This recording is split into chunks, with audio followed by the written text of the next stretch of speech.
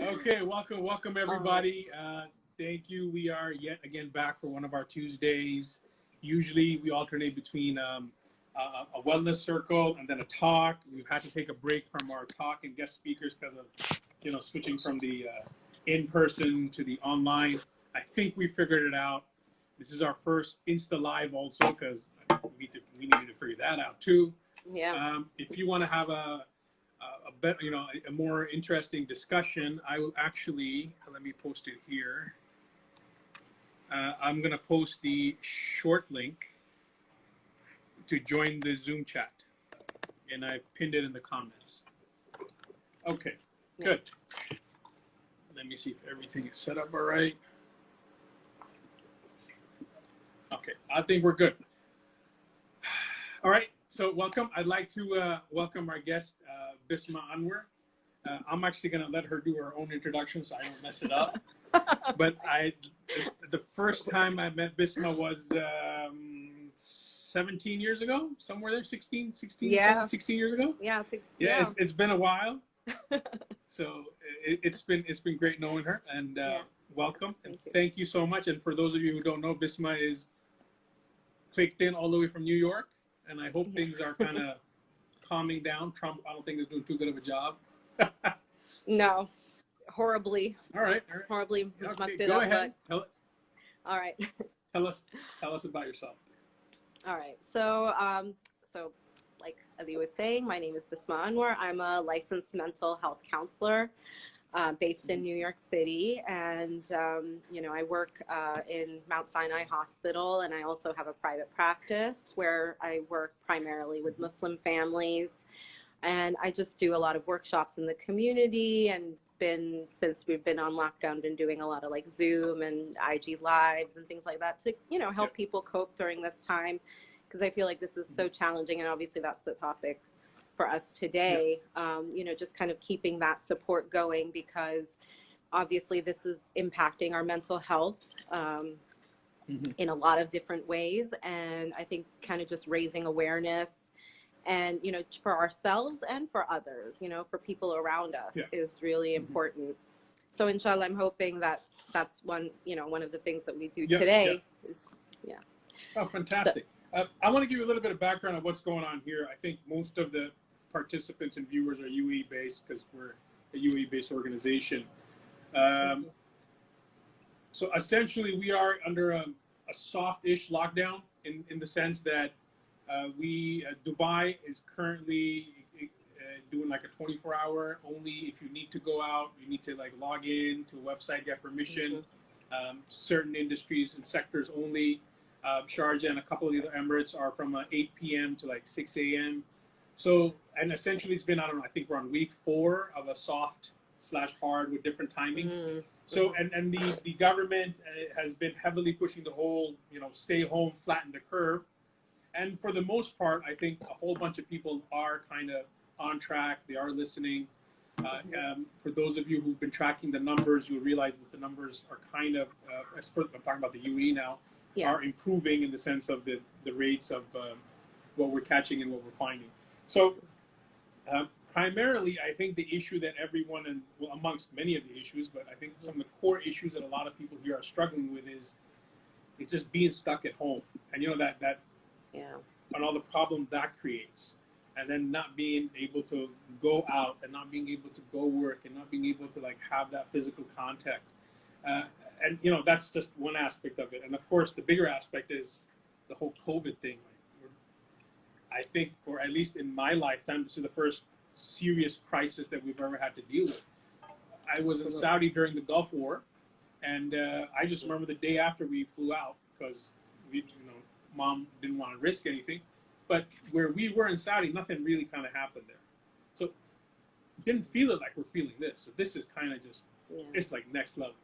So I think this is a lot of what people are struggling with. I want you to kind of give us a little bit of brief from your perspective and your thoughts on the matter. And then later on in our conversation, we'll open it up to, question and answers.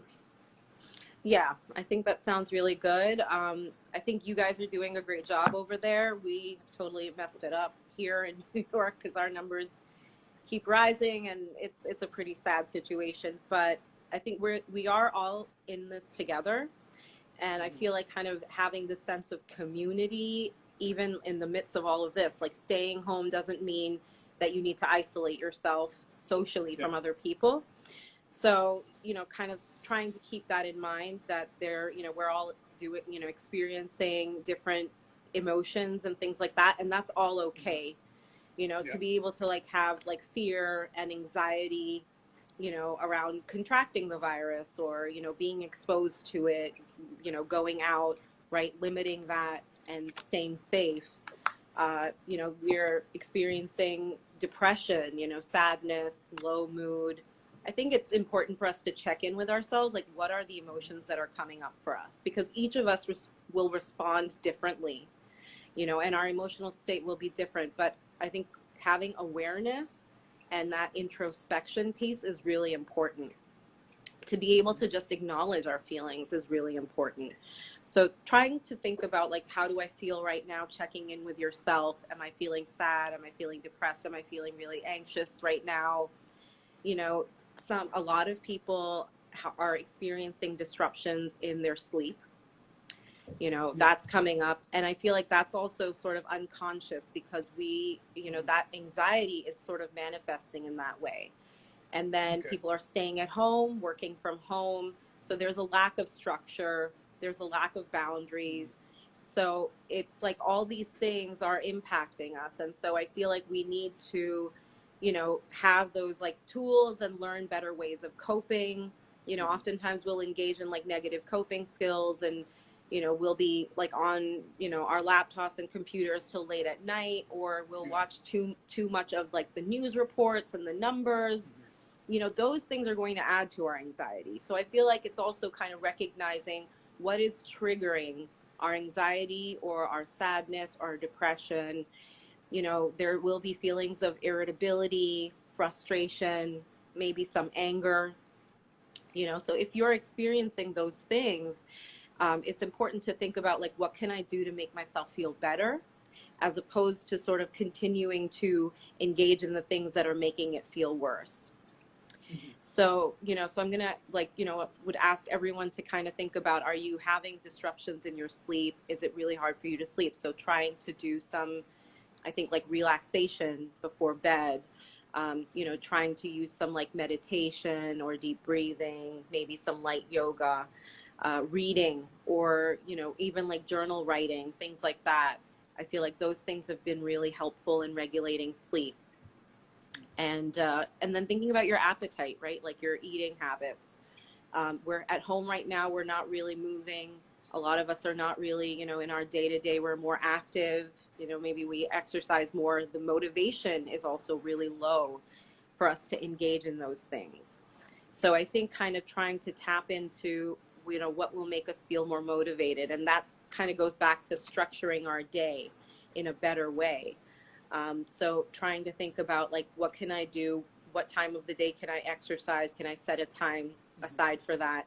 If you can safely go for a walk outside, if you can safely go and like kind of have that social distancing and be apart, if you can do that, I would really recommend that for people.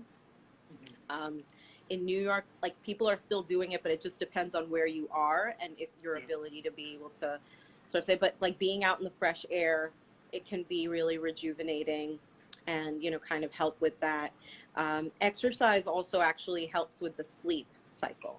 So that's also something to think about, that if you're kind of trying to just do like at-home workouts, there's so many things on YouTube. There's so many apps.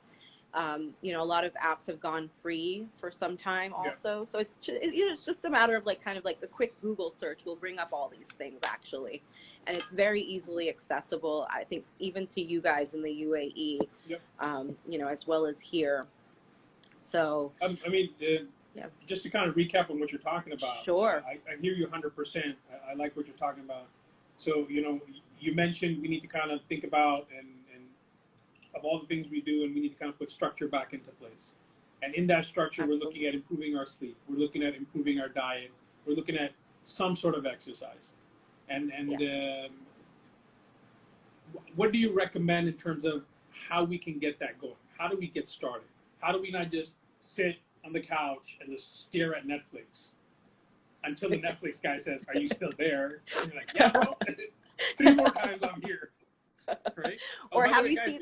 if you're on Zoom, feel free to open up your cameras because it's nice to see people. Yes. Yeah, Absolutely. just keep the mics on mute. No, not yet, not yet. If you can keep it on mute, No. I'll open it up for discussion a little bit later.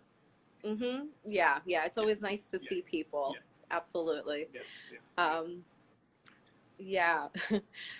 So, no, I know. I've seen that meme. I finished Netflix today. I don't know if you guys saw that one. Yeah. And I sent that to my daughter. Okay, I have a teenage daughter, and like I sent that to her. I'm like, this is you. You need to stop it. And then she gets a subscription to Disney Plus. So that went okay. So you can imagine how that's going. But Oh goodness. No. The new season of, I don't know how many of you guys, raise your hands. You watching Money Heist? Who's following Money Heist? Oh my God. Okay, my brother is watching it. I haven't watched it. So new season of Money Heist came out. My phone exploded. All my friends, oh, the Money Heist is out. You gotta watch it. Next morning, they had finished it. Me, I have put myself on a quota. I'm allowed 1 episode every 2 days. It's so hard. And I'm thinking, if I finish it, I'll run out of stuff to watch. So I'm kind of rationing out my TV shows. Mm-hmm. I'm not too worried about my food. I'm rationing out my TV shows. No, absolutely. So how do we get started with getting that structure going? How do we get off the couch and then how do we like put it together? Mm-hmm. Absolutely. So yeah, I think that's something we're all struggling with. So I would say, like, I'm a very like a visual type of person in terms of like I have a calendar, I write stuff down, I write like my daily thing along with times. You have to think about like what works for you, right? When I'm talking about setting a schedule, I mean like, not a very strict hour by hour, but it really should be a strict schedule. Wake up at the same time that you usually do. Sleep at the same time that you usually do before all of this, right? Go back to that routine. Acknowledge the fact that, we don't know how long we're going to be in this. And the longer we are, the more, we're kind of feeling out of control. And, setting that schedule is a way of taking back some of our control. So try to think about it that way. In what ways can I have control over my life right now? And that is one way of doing it, is by setting the schedule and like start today and just be like, okay, what are my meal times? Have your meal times set. A lot of us are just kind of like not really, because we're at home and the kitchen is right there.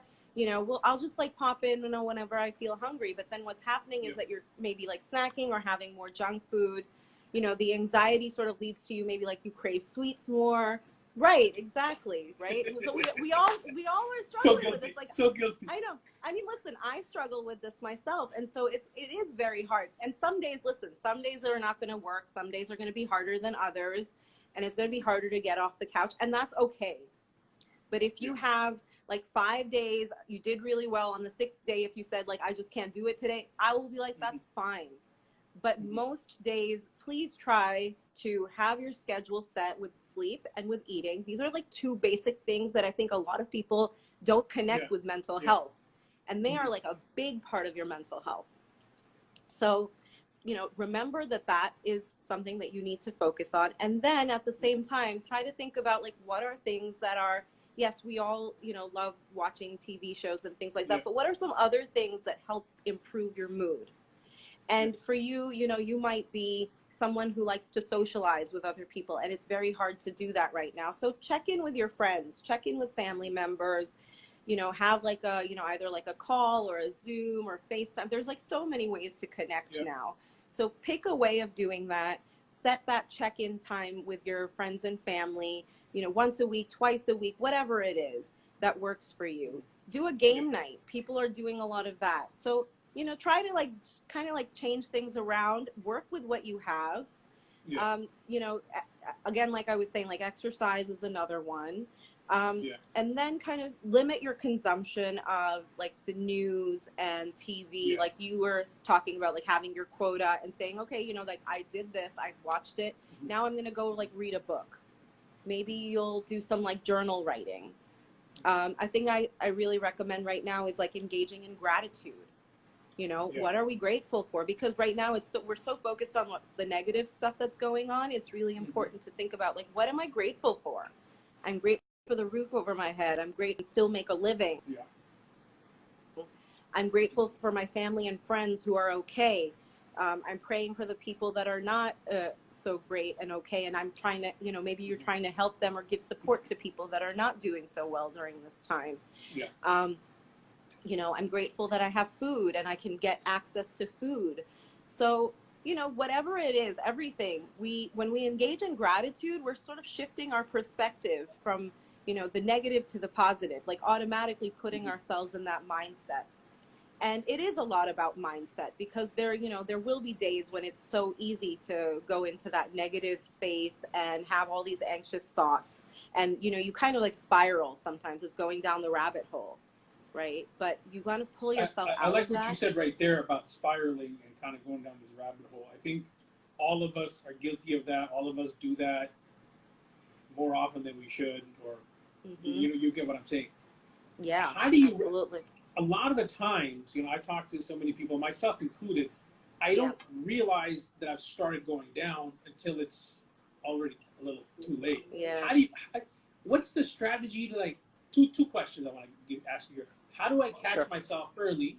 And if I haven't and I'm kind of now in the hole, how do I get out? Okay.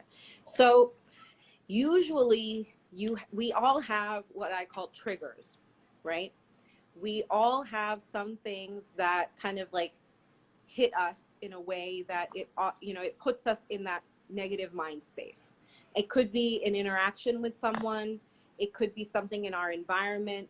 It could be, it could be anything. It could be a thought, right? And so the idea is to recognize our trigger, and right then, as soon as we get triggered, we don't allow ourselves to go in that direction. We actually, we go in the other direction. We move, we distract. Distraction is huge, right? For those moments, do something to distract yourself. If you're sitting down, get up, take a walk around, go have a glass of cold water. A lot of times, like when we talk about being in like a crisis situation or having like feeling overwhelmed with anxiety, a way to like very quickly change that is changing our body temperature, right? And this is like kind of been scientifically proven. And we talk about this with like, there's like this, it's in dialectical behavioral therapy, which I'm certified in. And we do this a lot with our patients that are, kind of like, get very quickly like overwhelmed and, can engage in like self-harm or other types of behaviors. But this is something I feel like everybody can benefit from, right? So it's about changing your body temperature. And there's a couple of ways to do that. One is to use cold water or ice. So if you have ice cubes, you hold them in your hand or you hold them to your face. Same with an ice pack. You can use an ice pack for the same thing. It will lower your body temperature. If you're really up to this, which I know a lot of people don't, but like if you're like you have a bowl of ice cold water and you put your face in it. I mean, that's not a lot of people will want to do that, but I think the ice pack and the ice in your hands will kind of do the same thing. The idea is just to cool it down. Drink some cold water as well if you can. The other one is exercise. So, but this is like rapid exercise. This is like doing 10 jumping jacks or like running really fast. So it's like, because you, your body. Yeah, exactly. Amp up your body, right? Get that heart pumping. So it has to be something like that. Or burpees or something like, that just kind of gets you moving. And then it's about like paced breathing or deep breathing.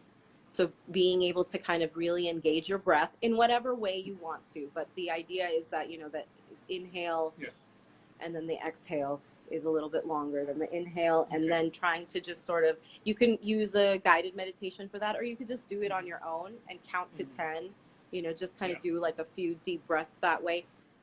That will also help. So, use whatever way out of these to, kind of get yourself away from like spiraling. Can be really helpful. And I think like sometimes it can be any kind of interruption in terms of like maybe talking to someone, you know, get up, call someone, talk to someone, you know, put on, I don't know, like a song or something like that, you know, something that can kind of like very quickly shift your mood. So, you know, all those almost things, to the point that you're physically as well as visually, or you know, whatever stimulants you can get yes, to kind of just shift your entire perspective out of that, like that physical zone you're in. yes, absolutely. That's nice. That's nice. Okay. Okay. Very interesting. Very interesting. Good. What do we do?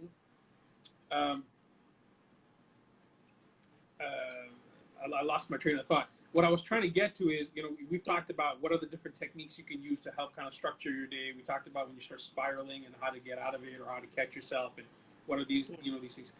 How do we stop from overthinking?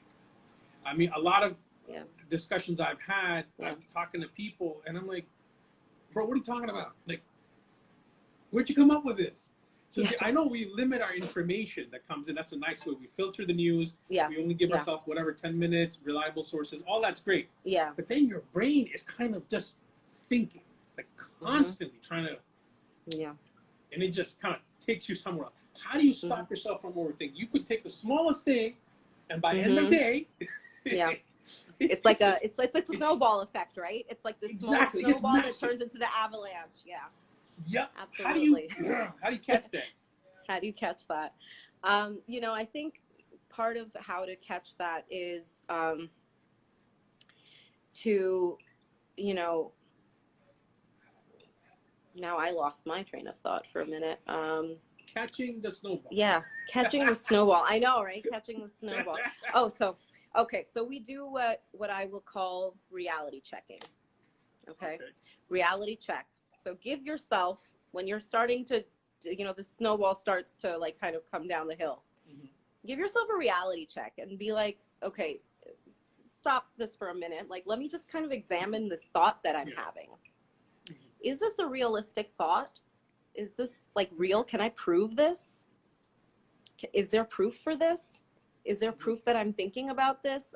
What are the chances that this is actually going to happen? What is the, you know, has this ever happened to me in the past? Why do I think this would happen to me in the future? Has this happened to anybody that I know? You know, like kind of do that. Like question those thoughts. Don't just kind of go with that. Yeah, check yourself. Check yourself. Stop yourself. Check yourself. Yeah. You could even like talk to somebody else about it. But listen, I'm having these thoughts. Like, what do you think? And then like sometimes it's like the other person like, why, you know, what do you mean? Like, and then you kind of be like, okay, wait, I'm being a bit ridiculous right now, you know? Yeah. But I think you got to be careful. I got some friends who be like, man, me too. Oh, okay, yes. Okay, no, you don't want to do that. You want to.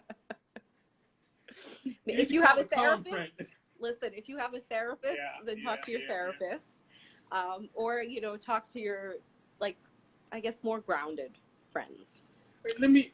You brought it up right now, and I'm kind of going to take you off on a tangent over here. Sure. Traditionally, in the UAE, mental health care is very expensive. We're talking ridiculous sums of money per hour, and it's limited. The quality ones are limited in terms of availability and all of these things. Yeah. And now that we've kind of been thrown into the deep end, you know, for those of you who don't know, I teach at the university, and so we've kind of been thrown into the deep end a month ago that magically from tomorrow, everything I got to teach online. So now you're like, what?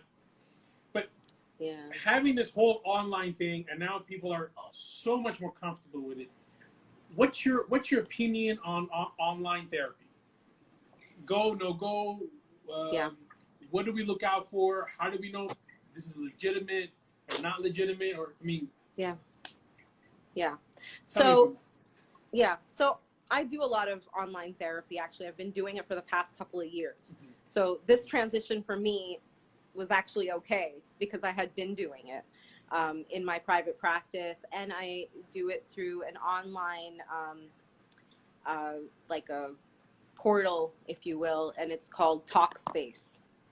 And and it's like it's international too, and all over the States as well. So, if any of you are interested, you can check it out and see. They have different types of plans and things like that. It's legit. And I think when you're doing it through a platform, you want to make sure that the platform is legitimate. And, you kind of like see what are the reviews, and it's easy to tell if something is legitimate or not, in terms of the platforms. And if you're going to like an individual who is like a therapist, you want to Google them. Okay. Google them, look them up, look up their credentials, make sure that they are licensed to do what they're doing. If they're not licensed, then that's a red flag, right? Because, you don't really know what because there's obviously a lot of people who are like present themselves as like life coach and stuff like that. Yeah. I mean, that's like a very different form of, that's not therapy. But, kind of people are like, oh yeah, I do therapy as well. So you have to just kind of be careful, look at a person's credentials, Google them, see what's out there about them, what information you can find on them, if you can get some reviews on them. Usually the way I've seen it works a lot is like, and my own private practice too, it's like word of mouth, really. So somebody who knows somebody comes to me, and like, it's kind of just like that. And with a lot of the Muslim therapists here too, it's sort of the same thing. People just kind of look for recommendations, and then that's how we go. We have this website here. I don't know if you guys have something similar in the UAE or what it looks like. It's called Psychology Today.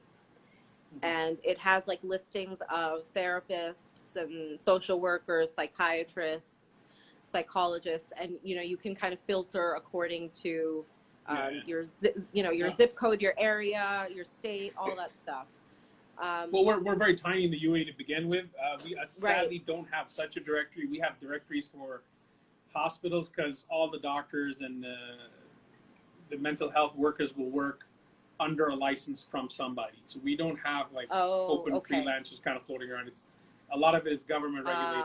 Which again, like I said, that all of these extra things adds to the cost, and it gets a little bit tricky. I've got questions coming in on the chat. Sure. Let me see what's going on. What's the difference, Yusuf? If you guys want, just raise your hand and you can ask, like with the mic. Yeah, absolutely. Anybody want to ask, or do you want me to just read it out? Just unmute yourself and go ahead.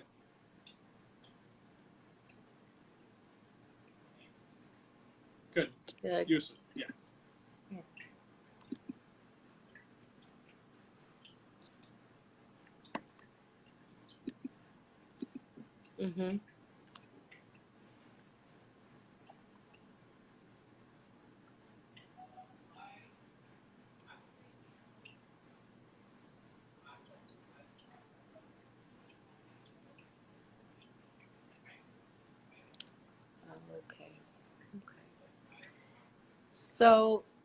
So I think, I do. I understand what you're saying. When I was talking about like reality check, right?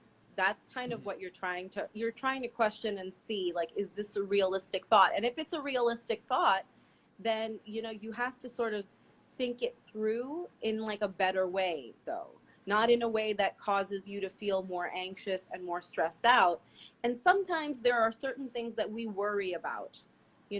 Like right now we might be worrying about like, what if I get sick? And that's like a realistic worry, right? In a way, if you're going out, but then you're going to question yourself. Okay, let's say, for example, the thing is the fear, like, what if I get sick? Okay, am I going outside? Am I, in touch with anybody who has been exposed? If I say yes to these things, then I'll be like, okay, all right, so this is a realistic worry. I go out, I, have to, because of my job or XYZ, I have to go out. I am interacting with other people. They may or may not, contract the virus. I may or may not get it. That's a realistic thought. But then at the same time, you want to think about, well, what can I do to keep myself safe? I can wear, for example, I will wear a mask. I will wear gloves. I will come home. I will, wash my hands. I will disinfect, whatever I can. And, and that's the best that I can do. And that's what I'm going to do. And keeping the focus on that and what you can do as opposed to what you cannot do. Does that make sense? Yeah. Okay. Anybody else has a question? If you're not comfortable talking, you just put it in the chat. Either way is fine with me, guys. Yeah. You know house rules. Mm-hmm. Berna, you had a question? Oh, people are saying we can't hear Yusuf on the IG live. Yeah. I just I know. saw that. I'm gonna repeat the questions after this one. Yeah. Mm-hmm. Who's talking? Okay, Fatma. Yes, continue.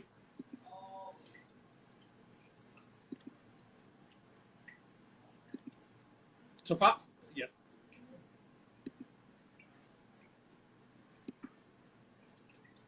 Mm-hmm. Mm-hmm. Good. Mm-hmm. Okay, for IG guys, Fatma was asking, how do you get over the feeling of dread? You wake up in the morning, you have this overwhelming feeling of dread of COVID-19, and these sort of things. So that's the question. How do you overcome that?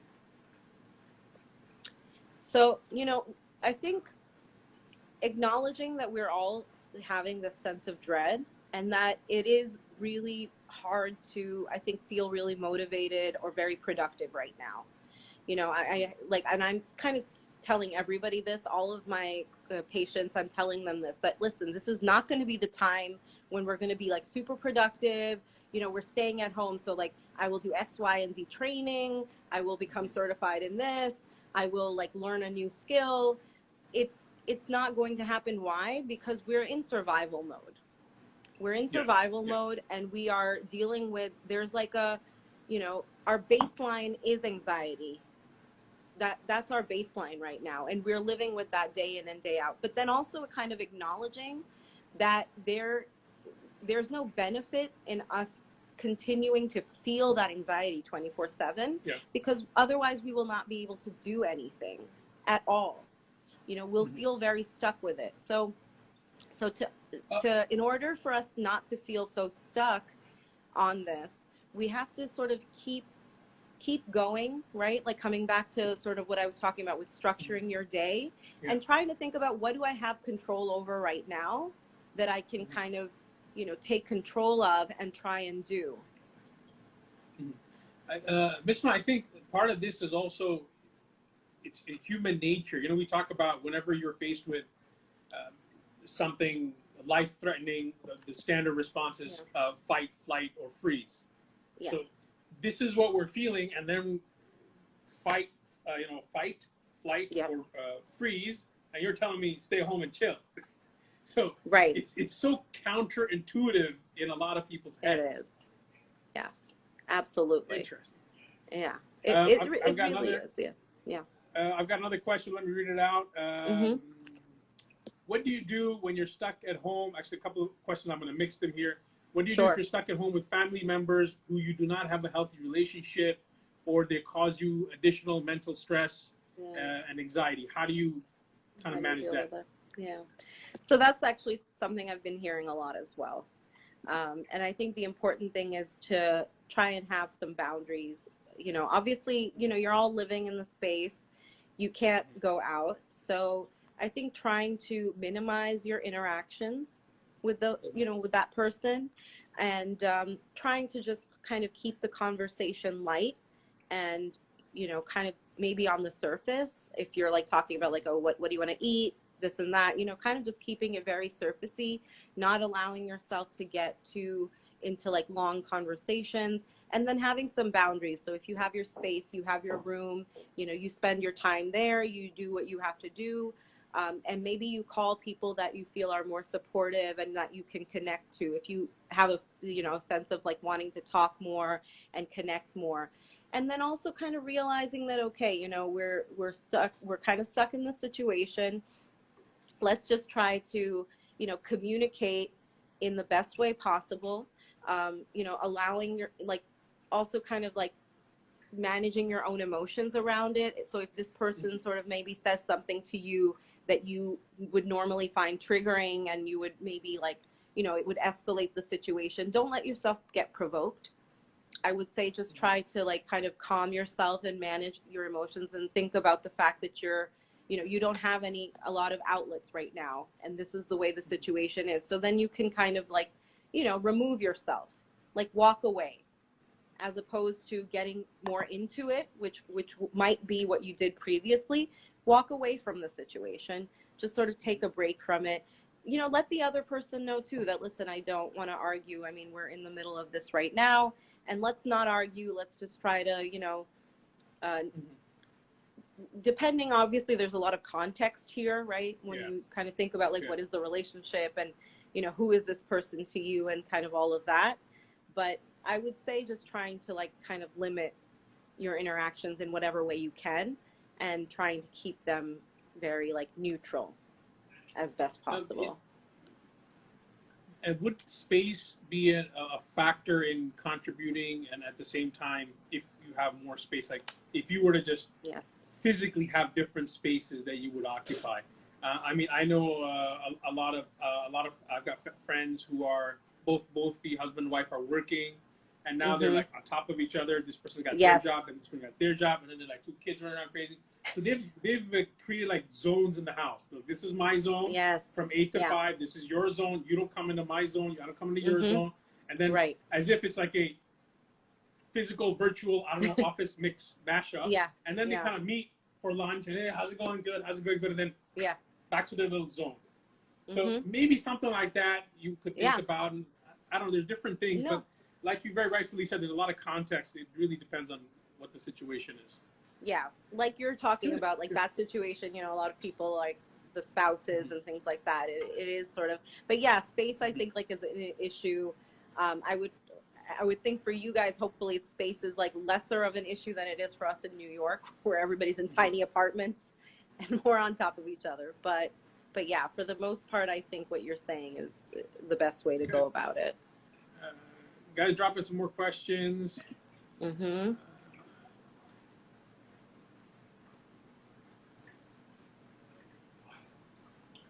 we've got stuff coming on the chats. I've got stuff coming on WhatsApp also. 1 second, let me check here. All right, something off of WhatsApp I just got. So what if you've done the scheduling? What if you put it together? What if you wrote it down? What if you, you did all of it. But how do you get motivated to do it? So the question I've got is around, where do you get the motivation, and how do you kind of be consistent with that motivation? I mean, you know the technique, you understand the what to do. It's just the doing is now the problem. How do we do that? All right, so there's another skill that's that I'm going to sort of cite here, which can be helpful, and it's called opposite action. So the idea is that every feeling has an action attached to it. So for example, when you're feeling sad and depressed, it might be your action urge is to stay in bed. Okay, you don't want to get out of bed. You have that whole schedule, you're sad and depressed, you're in bed. I can't, I feel this way. Now, with opposite action, you're going to acknowledge that you have this feeling, but also that lying in bed is not helpful to you, and you're going to act the opposite of what you're feeling, which is actually getting out of bed. And the idea is to just take it one step at a time. Don't think about the schedule. Don't think like, oh my God, I have so much to do today. Think about the next step. Get out of bed, go to the bathroom, brush my teeth, eat breakfast. Just take it one step at a time till that mood shift happens. And it does happen. But sometimes we have to push ourselves and not get caught up in the emotion too much, but just sort of push ourselves to action. So because there's this connection between our emotions and our thoughts and our behaviors, right? So when we think about this, our thoughts and our feelings, they often connect and they impact our behavior. So when we change our behavior, that the opposite would work, that when we change the behavior, then the thoughts and feelings will also change as a result of that. So that's something to try. Great. Yeah. Good. I hope that answered the question. I'm going to read out a comment. I don't know who this will help, but my dad was very difficult for the first few weeks. I found that listening to his needs, even when he was being loud and abusive, was really helpful. Listening to what gets him triggered. Walking away or space didn't help in my case. It made it worse. he has authority, and so it was very difficult to be assertive. So I think that's a very nice point that this comment brings up is it's not just you who's having trouble, but it's also the other person. So you got to look at it in two ways. Verna, go ahead. You had your hand up for a while, man. Yep, you got to unmute. Nope, still, bro, still can't hear you.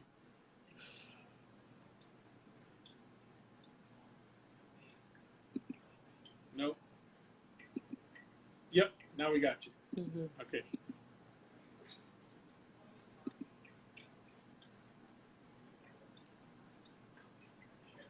Verna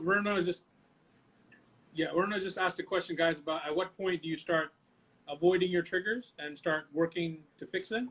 Did I understand that correctly? Okay, that's the question we were just asked. So with that, with triggers, it takes a little bit more time, right? It's sort of like when we talk about triggers, we have to understand, why is this a trigger for me? What does this actually mean to me that it gets like triggering, right? So I'll give you an example. It's kind of funny, but this is my example. I walk into the house at the end of the day, like in normal circumstances, and there's like a messy kitchen, or there's like dishes in the sink, or there's like stuff like thrown around. That's a trigger for me, right? That's a trigger for me. That immediately makes me feel really frustrated and angry. And usually like I'm probably like yelling or something like that after that.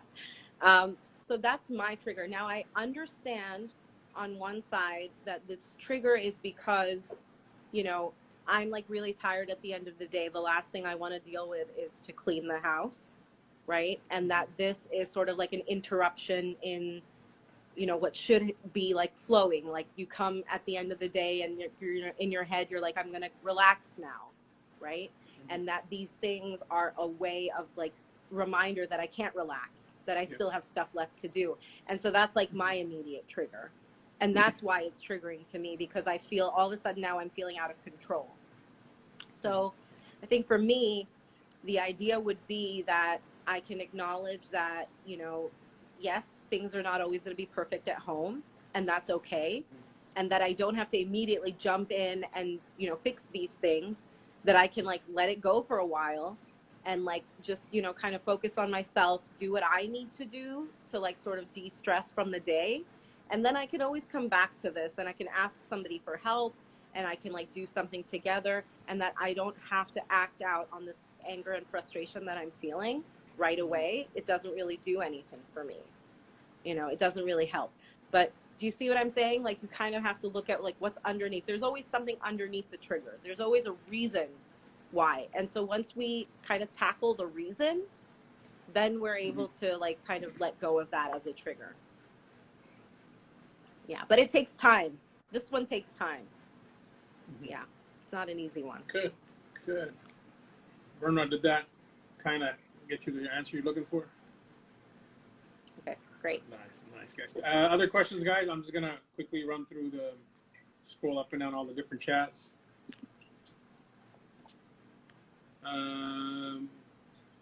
Manahal, you want to ask that, or you want me to just read it?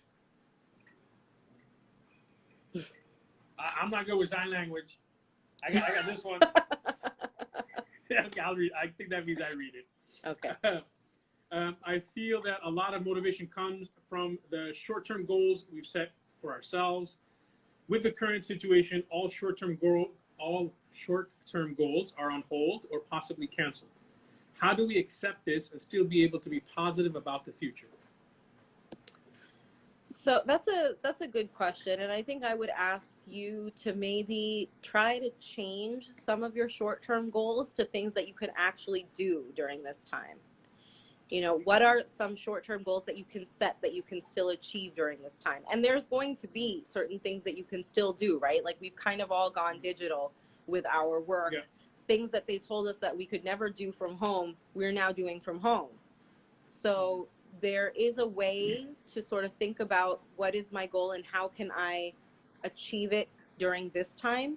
And if there's certain things that you can't achieve, you put them on hold, but then you replace them with ones that you can achieve right now. So I think, kind of like like you said, like keeping up with that motivation, you know, and short-term, long-term goals, that's very helpful. So maybe the long-term goals can be the ones that you kind of leave for now because they have to do with like afterwards. And right now can be the more like relevant short-term goals that you can set. How does that sound? I've got, I think that's great advice. I've got a friend of mine. And as you rightfully said, you change into something else. You think, okay, what else can I do? It's a different type of opportunity. It's a different type of circumstance.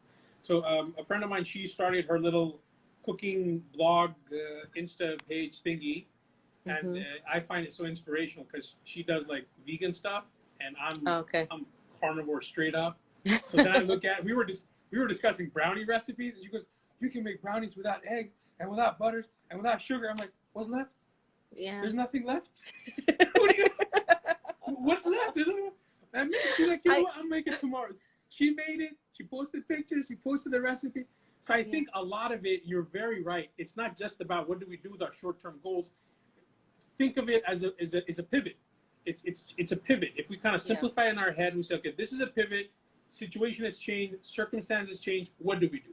You know, the same as if you're driving somewhere and then all of a sudden you see a lot of traffic and in your brain you automatically reroute. Okay, I'll go this way and I'll go that way and I'll shortcut through here and I'll get to where I'm going. So I think a lot of it is just about how to do that pivot. And I'm kind of simplifying because of course we all have to kind of manage the current situation we're in too. So it's kind of, that's the first thing we need to do is manage the situation we're in, keep ourselves calm and, you know, and then we can start, you know, tinkering with all these other things.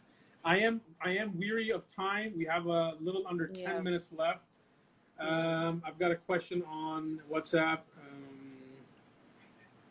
Okay. Question is about goal setting. Given all the uncertainty, how do you figure out stuff when you're a student at university, living alone, parents are in a different country, all that's going on, something as simple as even ordering takeout, you think twice about because what if the delivery guy, or what if it wasn't packaged, or what if. So you have all of those layers of what ifs on top of the fact that you're alone in the dorm block as a university student trying to graduate or trying to finish a semester and you don't even have your parents around you. How are we going to deal with that? Like, how do you set goals in that environment? Sorry, I misunderstood the question. How do you set goals in that environment? In that environment. So I think I kind of ask you, you know, what kind of goals are you trying to set right now? Like I was saying earlier, we're not going to be achieving a lot of, you know, high reaching goals right now. This is not really the time when we're going to be super productive or super able to, you know, for right now, maybe for you, just passing your classes is the focus. And that's what you need to get through. And that's what you focus on. So you just kind of focus on what you can do, what is possible for you. And I think leave the rest for now. Acknowledge that you're not going to be, you know, making strides with a lot of things. And that's okay. You know, the whole world is on hold right now. You know, nobody's expecting anything, you know, like crazy, like, you know, nothing like that is going to be happening. So I think kind of just, you know, managing your own expectations, not setting yourself up for failure, right? Setting yourself up for success. So try to, you know, kind of think about that. Just to build on that question, I have 157 students graduating in the business college in a couple of months. And they are, without a doubt, about to graduate into the worst economic situation since World War II. Yeah. They have no idea what they're going to do. Companies are dropping people left, right, and center. And they're supposed to graduate and find jobs in this environment. That's creating a huge amount of anxiety. Any suggestions on how we can, you know, kind of manage that? Yeah. So, I mean, this is obviously something, you know, we already know, right, that this is going to be very challenging. So I think kind of managing your expectations, realizing that if, for example, if it took, for example, 2 months to find a job, then it's probably going to take longer than that. It's probably going to take 4 months. Okay. And letting yourself just sit with that. It might take shorter amount of time, but I feel like if you overestimate, it's better in this case. And you sort of just, you know, you're just kind of realistic about it, that, listen, I know, and you prepare for it, right? So you prepare for it and kind of have in your mind, okay, I'm probably not going to be working till this time. And so how do I kind of manage my financial situation, or how do I manage, like, you know, moving, not moving? Maybe, you know, I continue, for example, for the college students, like maybe I continue to live with my parents, you know, maybe I should go back home for now. You know, in terms of like living and moving, I think like not making any really big decisions right now, because it's not the time. And it might be that you need to kind of just be more flexible. You're probably not going to find your dream job right away. It's probably going to take some time, and maybe you just kind of need to lower those expectations that you have for yourself just for now, just like right now. And then kind of like, you know, and then afterwards you'll get more opportunity when things start to get better. You know, you'll also be able to kind of grow in the way that you want. So somebody just asked a question, and this is actually very close to what I was going to ask you next anyway. So I have a lot of my students who are in the startup stage, you know, startup mindset. They want to start a business, they want to try something, whatever. And, you know, I was having discussions with them early when this hour lockdown kind of started to kick in about a month ago. And my feedback to them was like, look, for me, and now again, I'm only speaking for me, if I sit and do nothing, I'll just start thinking more, and I'll start overthinking, and then I'll start to spiral, and then, you know, hell breaks loose in my head. So for me, I like to keep myself busy with things. So the way I see it, it's an opportunity for me to hustle. It's an opportunity for me to do more, learn more, read more, you know, more. But at the same time, it's not the same for everybody. I know there was a post going around, I reposted it, that, you know, if you don't come out of this with your side hustle or your project or your reading going, for me, it applied. Because for me, when I read the post, it was, I need to get mentally stable, and then I'm going to do all this. I did not see it from the other perspective, that people are just struggling just to kind of keep their head above water.